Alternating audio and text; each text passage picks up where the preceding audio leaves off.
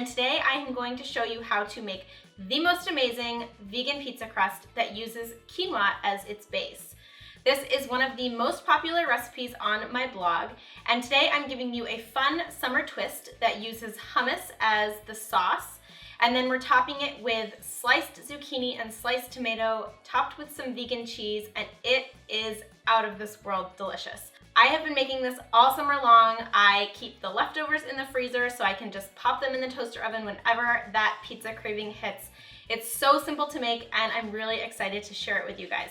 So let's just go ahead and dive into today's recipe. So to get started with this recipe, we are going to add 3/4 of a cup of quinoa into a small dish, and then we're gonna cover that with about 1.5 cups of hot water.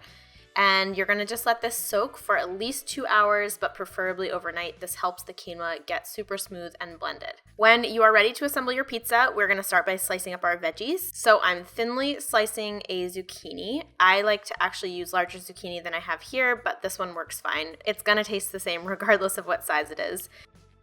And then we are also going to thinly slice up a tomato. Then you can just set the veggies aside and we're gonna make our crust. So we do this in the blender. You're going to drain and rinse the quinoa and then add that into your blender jar, as well as some water. And then the secret to this recipe is 1/4 cup of hummus. I like the roasted red pepper flavor, but you could use any flavor that you like. And then we're also gonna add in a teaspoon of baking powder. And then we will just blend this up until it is smooth, and it's going to be the consistency of a thick pancake batter.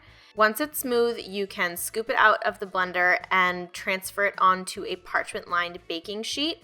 And then using a spatula, you're just gonna spread it out into a thin layer. I like to keep it about 1/8 of an inch thick. And you can also just shape it into any shape that you want. I did a rectangle because this is more of a traditional pizza size, but go with whatever shape that you'd like. And then we're gonna pop this in a 425-degree oven for about 11 minutes. And then you can pull it out of the oven, and we are going to actually remove the parchment paper and then flip the crust over onto the baking pan. So it's gonna be directly onto the baking sheet.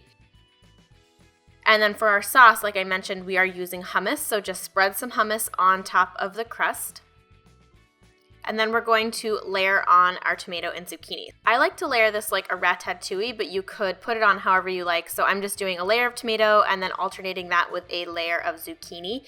And then we're gonna sprinkle on some non-dairy cheese. And then we're gonna transfer this back into the oven and cook it for another 15 to 16 minutes until the cheese is melty and the crust is nice and golden brown. Then you can just remove it from the oven, slice it up, and serve. You can serve it right away. You don't have to let it sit or anything. And this honestly is such a delicious pizza. It's so awesome for summer. And if you haven't made this crust yet, I cannot recommend it enough. As you can see, it is thin, but it holds all sorts of toppings. And it is definitely a crowd pleaser and a fan favorite. So I hope you give it a try.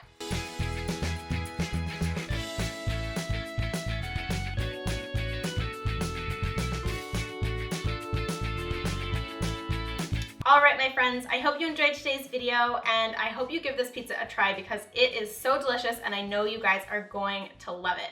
What I think is so great is that it's a sturdy enough crust to hold all sorts of toppings. So I'm actually gonna link some of my favorite quinoa pizza recipes in the description box below, so make sure to check that out. If you end up making this or any of the other pizza variations, I would love to see a photo. You can tag @SimplyQuinoa on Instagram or use the hashtag #SimplyQuinoa. This just helps me find your photos so that I can give you a like and show you a little bit of love in return. So thank you guys so much for tuning in. I have loved sharing all of these recipes with you. I hope you stick around. If you're new and haven't subscribed, you can do so by clicking the red button that is right below this video. I will also be linking some of my favorite recipes right over here, so you can click those buttons and watch some other videos. And other than that, I hope you have a really great rest of your day. I'll talk to you soon. Bye!